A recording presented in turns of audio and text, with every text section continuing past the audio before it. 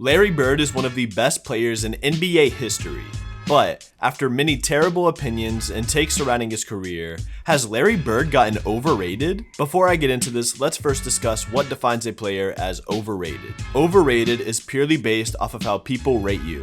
A player can be very overrated and still an all-time legend and a great player. So in this video, I'm not going to argue that Larry Bird isn't a legendary player, but I'm simply going to bring up examples of how people overrate him and the reasons I feel that way. But enough trying to explain myself, let's take a look at the career of Larry Bird. Larry is a 3-time champion, a 2-time finals MVP, and a 3-time MVP. He is also the only player in NBA history to win the Rookie of the Year, the regular season MVP, the finals MVP, the All-Star Game MVP, Coach of the Year, and Executive of the Year. It's safe to say that he accomplished a lot in his career, so you might be asking, how could a player who accomplished all of that be overrated? While yes, he had a great career, old basketball fans will convince you that Larry Bird was Jesus Christ himself inside a pair of Converse. Here are some examples of terrible takes about Larry Bird, starting off with, as much as people will convince you that Larry Bird is an all-time great three-point shooter, the reality is he is not. When considering three-point percentage, three-point makes, and any stat that goes into judging who the best three-point shooters of all time are, Larry Bird does not even make the top 50. Don't believe me? These are the names of 50 NBA players, past and present in no order, that are better than Larry Bird from 3. Every single player on this list shot a higher percentage, higher volume, made more, and were overall better from 3 than Larry Bird was. And again, context is needed. Larry Bird was drafted the year the three-point line was introduced. It was looked at like a gimmick in the 80s, and as great as he was from 3 for his time, the game evolved and the stats behind Larry Bird's three-point game do not compare to the current day shooters. Most people consider Larry Bird's prime to be the 1983 to 1984 season, and in this season, Larry Bird averaged 0.9 three-point attempts per game, and at the time, he was easily the best three-point shooter in the league. For comparison, Steph Curry in the 2015-2016 season, which is looked at as his prime, averaged 11.2 three-point attempts per game. Yes, Steph Curry averaged 10 more three-point attempts per game than Larry Bird in both of their primes. Like I said before, this is not a slight to Larry because teams just didn't shoot as many threes back then, and that's not his fault. But mentioning Larry Bird's name anywhere close to the greatest three-point shooters of all time is ridiculous. Now, when Larry Bird fans hear this, consistently their go-to line is to say that, which is stupid. It is a very stupid argument on every single level, in any context, comparing players from different generations by using the "if this player played in this player's time" argument means absolutely nothing, mainly because it is extremely hypothetical, and while hypotheticals are fun, there is no truth or evidence to back any of it up with. When people mention how Larry Bird barely shot 1 three-pointer per game, the rebuttal was that if he played in this era, he would shoot more three-pointers, make more, and therefore, he should be in the discussion. However, even considering the fact that he barely shot a 3 per game in his career, Larry shot 37% from 3 for his career. You could make the argument that his volume from 3 would have increased in today's game, but his percentage from 3 destroys that entire argument. Now that we've established that Larry Bird is not a top 3-point shooter in NBA history, now we can cover his career and him as a player. If you thought people calling Larry Bird one of the best 3-point shooters of all time was bad, just wait until you hear these takes. Shut Larry Bird at his best, LeBron James at his best. Oh my God. And do we have to put the teams too, or just individual players? If there's a draft, oh my God, you can take Bird or LeBron. LeBron's physical, if not athletic ability is a gift. Larry's IQ and basketball competitiveness is, uncanny. Like Larry's ability to make tough shots, his shooting, his IQ, just, man, come on, man. In a hypothetical draft, that's what they started off with. I'll take it at any age. You can do it at 18 or 22 or 26, 28, or as they finally concluded at age 30. I'm going to take Larry Bird just a little bit over LeBron James. Oh, I gotta go with Larry Joe. I gotta go with Larry Joe. In today's rules, you can't touch him. Yeah. And Larry, so this is 27, 28-year-old Larry and 27, 28-year-old LeBron, right? Or is he 30 now, right? 30. Yeah. Can I answer that question now? Larry Joe.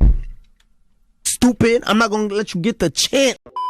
Thankfully, a lot of these takes were at least 5 to 6 years ago, but still, LeBron James proved he was a better all-time player than Larry Bird over 10 years ago. Larry Bird and LeBron James in their respected eras did play a similar role in a similar game. Both of them are passing small forwards who can rebound the ball and attack the paint, but just looking at the two as basketball players, Larry Bird is not nearly as good of a defender as LeBron James. Larry Bird never made an all-defensive team in his entire career. LeBron James almost won a Defensive Player of the Year award. This is the same guy who just broke the all-time scoring record. Passing, rebounding, scoring from inside the paint, from mid-range, from three-point, basketball IQ, and as a player in every single aspect, LeBron beats Larry. At the time when Skip Bayless and Reggie Miller were calling Larry Bird better than LeBron, they were both tied at 3 championships, so I guess accolade-wise they were somewhat close. Now with LeBron having 4 championships and 4 finals MVPs on 3 different teams, it's pretty hard to compare the two. Especially considering that Larry Bird didn't even win finals MVP every championship he won. The first ring he won in 1981, he was not the best player on the Celtics that year, and he did not win the finals MVP. Now you may be thinking, who else could have won finals MVP this year if Larry Bird didn't? Maybe Kevin McHale, maybe Robert Parrish, another Celtic great from that time. But surprisingly no, Cedric Maxwell won the finals MVP that year. Cedric Maxwell. This was a year after Larry Bird's rival Magic Johnson won the finals MVP in his rookie year. And for the sake of the LeBron James versus Larry Bird argument, you know how everyone loves to bring up the notorious 2011 finals where LeBron James choked and he only scored 8 points in a finals game. 8 points. I mean, what all-time great is only able to score 8 points in a finals game? But what people don't mention is that exactly 30 years before that, Larry Bird only scored 8 points in a finals game 2 games in a row. In games 3 and 4, he only scored 8 points. And for those of you thinking he was still an all-time great three-point shooter, he attempted 3 three-pointers in the entire series and he only made 1 of them. The only excuse is that he was only in his second year, but if we are going to constantly bring up LeBron's finals record and mention how he lost to the Spurs in 2007 as a mark on his career and bring up the 8-point game in 2011, then we are definitely going to mention how Larry Bird got carried by Cedric Maxwell in the 1981 finals. The final example on why Larry Bird is overrated is a pretty controversial one. This one is debatable, but in my humble opinion, I do not think that.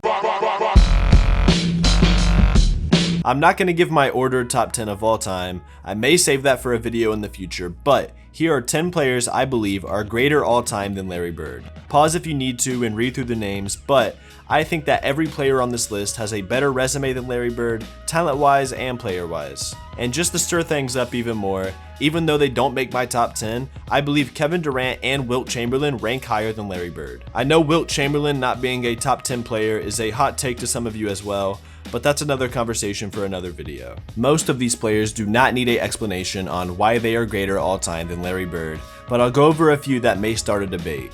Hakeem Olajuwon has somehow become underrated amongst NBA fans, or people who have just never taken the time to look back at his career or watch him play. But accolade-wise and talent-wise, Hakeem ranks higher. Magic Johnson played in his era, but even from their college days, Magic was always the better player, and he ended his career earlier than Bird's and still accomplished so much more. And like I said, most of these should be self-explanatory. And for anybody that would have Larry Bird in their top 10, I would have to ask, out of the players on the screen, who are you getting rid of for Larry Bird? If you have a pick, let me know in the comments below, but I think that about wraps up the terrible takes surrounding Larry Bird's legacy. I in no way want to take away from the career that Bird had. He was a generational talent in the 80s, and even though he's not in my personal top 10, he's at minimum in the top 15 and one of the best to ever do it. There are many more things about Larry Bird's career that are underwhelming that I barely covered in this video, like how much his numbers decreased in the playoffs and his multiple losses and chokes against the Showtime Lakers, but I tried to focus mainly on the takes and opinions that make him overrated in my eyes. But that's all I've got for today. Thank you all for watching. Make sure to check out my last video where I discussed the careers of Magic Johnson and Steph Curry and decided who is the greatest point guard of all time. But with that being said, I'm out of here and I'll see y'all in the next one.